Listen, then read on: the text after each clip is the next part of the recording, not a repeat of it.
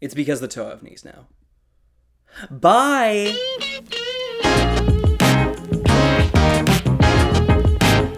Okay. I know that's not why, but come on, look at this. Look at this. Toa Nuva can't do that. Alright, so Metru Nui is, in a lot of ways, a bit of a turning point for the franchise, and to a lot of people, me included, it's one of Bionicle's best years. In other words, what made Metru Nui so great? Is it just because this was when we first discovered this franchise for ourselves? In my case, absolutely. I mean, 2004, man. Great year. Just fantastic year. I mean, other things from 2004. The Incredibles. Green Day's American Idiot. Halo 2. My Girlfriend. But beyond that, 2004 brought in more sci-fi elements. It put dramatic new twists on what we thought we knew about this relatively new universe. It fleshed out previously archetypal characters into three-dimensional people, and it even tossed in callouts to real-world history. So, let's dive right in. Gathered friends, Listen again to our legend of the Bionicle. 4 years is a long time for a franchise as narrative-heavy as Bionicle.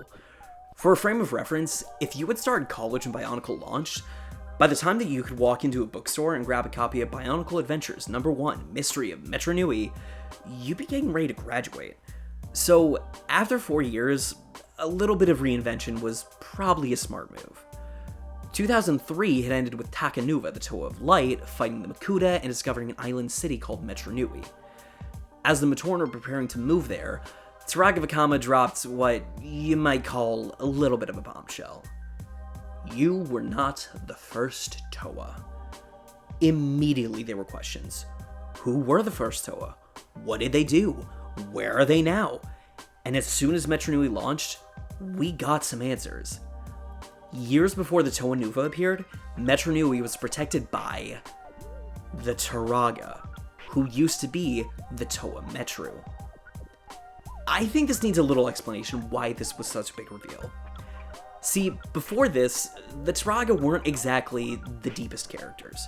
Sure, they were really lovable parts of the world, but when you looked at the kinds of character growth someone like Takanuva, or really any of the Toa Nuva went through, the Turaga felt a little flat. They had great moments, like the horror of Metru possessed by the Krana, or Vakama's monologue at the end of Modern Nui Online game, but overall, they really fell into that typical wise elder role you'd find in any fantasy setting. Now, before you get all up in my comments or in my live chat, Bionicle Day people, I see you, don't start! I want you to do something. Go back to any story from those first 3 years featuring Vakama, and look at what he's saying. Really look at it. There's world building, there's the kind of, this is your quest, go do this talk, but there's no growth, no change that he undergoes, no struggle he has to fight against. Vakama and really all of the Turaga are just kind of there. Yes, they're beloved in their being there-ness. Is that a word? Oh no, I didn't go to college for English. But after watching Mask of Light, no one's gonna answer, so who is your favorite character with Turaga Wenua? So, to find out that not only did they play a part in the story we were about to see, but that they played the central part, just huge explosion of potential right there. And with a story that ripe for character growth, you need a playground that has all the potential to become just as beloved and iconic as the island where we spend Bionicle's first 3 years. But here's the challenge. You can't just do another tropical island. We've been there, we've absolutely loved it, but again, we're entering year 4 for this franchise. Reinvention is key. So what do? If you're Lego, the answer is, just toss them into a dystopian nightmare. I don't know if you remember around 2012, but there was a time where dystopias were everywhere. Hunger Games, Divergent, even as far back as 1984, the book, not the year. There's always this recurrent idea of throwing heroes into a world controlled by an authoritarian presence. One where the villain's authoritarian streak doesn't do much to slow the rot at the core of everything. And if you're wondering what this has to do with the Toa Metru, let's talk about the two big villains for the first half of the year, the Morbazak and Taraga Doom. Taraga Doom is President Snow for the boys. He's Big Brother Bionicle. He's a biomechanical Stalin. If you were like me, and therefore very, very small when this story first dropped, this was your first exposure to this kind of character. The seemingly benevolent dictator ruling over the place with an iron fist. Propaganda littering the walls, secret police disappearing enemies of the state in the night. In some ways, it's genuinely unsettling.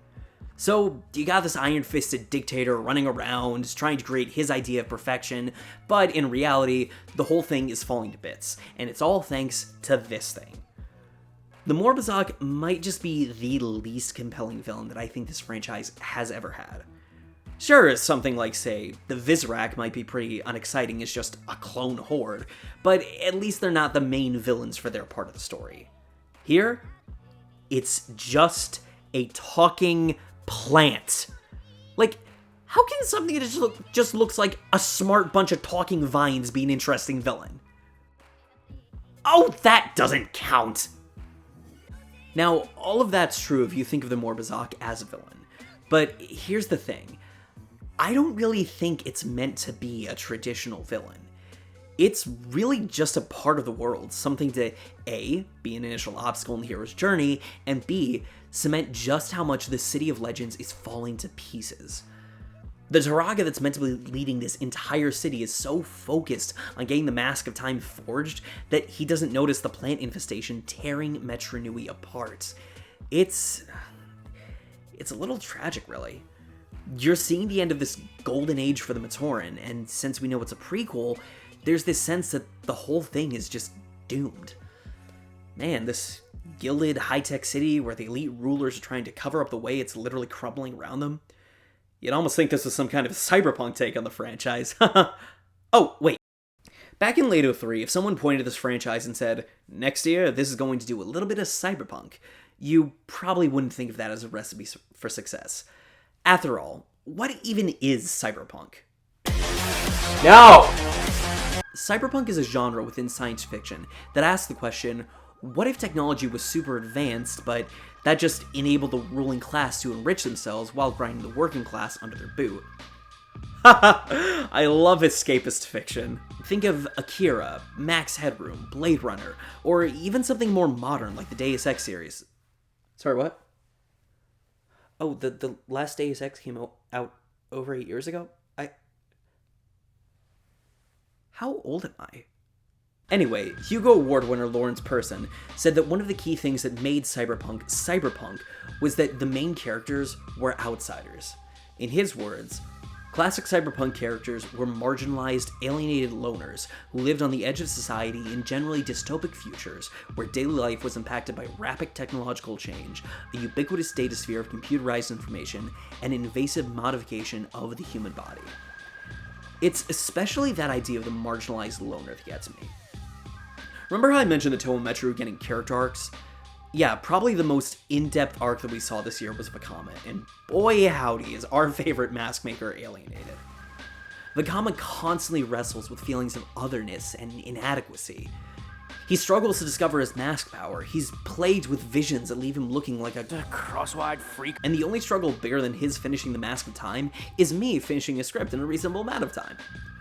So, take the idea of hero as marginalized outsider, and throw them headfirst into the heart of a society filled to the brim with rising authoritarianism and zero privacy, and you can see where those cyberpunk themes come in. And if you're familiar with the history of the Cold War, cyberpunk isn't the only influence that you might have noticed. You know how I called Taraga Doom a biomechanical Stalin? I think it's about time we unpack that. Now, before I say anything else, I want to make something clear. I am not saying Bionicle is an allegory for anything. Bionicle's never been an allegory. Allegory requires an author to point directly to something from their own lived experiences or value system and say, that's what this is. Bionicle has never been that. What this franchise has heaps of, though, is applicability. Universal themes that you, as the one experiencing the story, can look at and say, I relate to this. Or even real-world events you can look at and say, that reminds me of this. This isn't Lewis's Narnia, this is Tolkien's Middle-earth. And one bit of real-world applicability that I see in Metru Nui is, well, Stalinist Russia.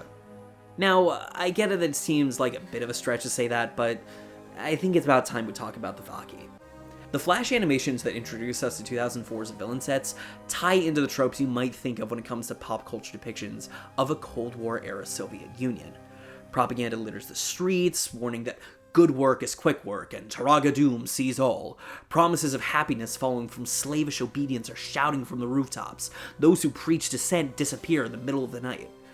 The Vaki are pretty much a robot version of the KGB, and you better be on their controller's good side. It's not just thematically, though. Okay, so, confession time. One thing about me is that I absolutely love fonts. I hoard them like a squirrel, I see a new one and immediately want it. I'll even point out fonts on the street to my friends. And the font used to promote the Vaki is pretty noticeable. There's a clear intent to emulate the Cyrillic alphabet, used when writing Russian and a host of other languages across Eastern Europe and parts of Asia.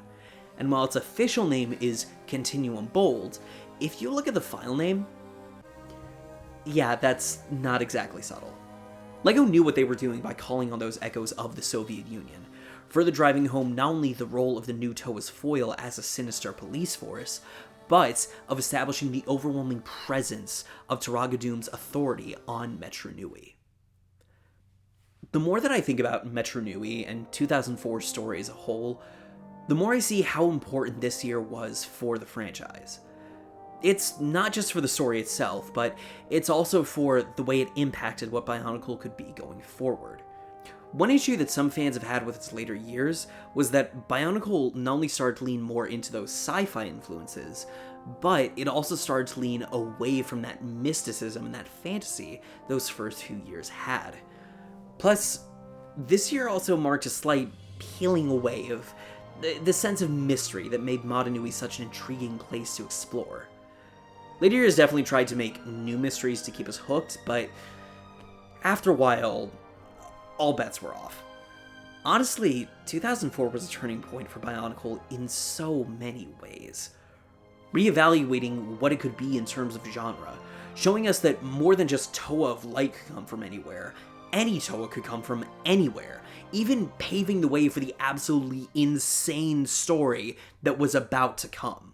The Metru Nui story was far from perfect, but my gosh, it did so much to expand Bionicle into that franchise that we all know and love, even to this day. Man. So, remind me, what's the storyline for next year? Ah, fuck!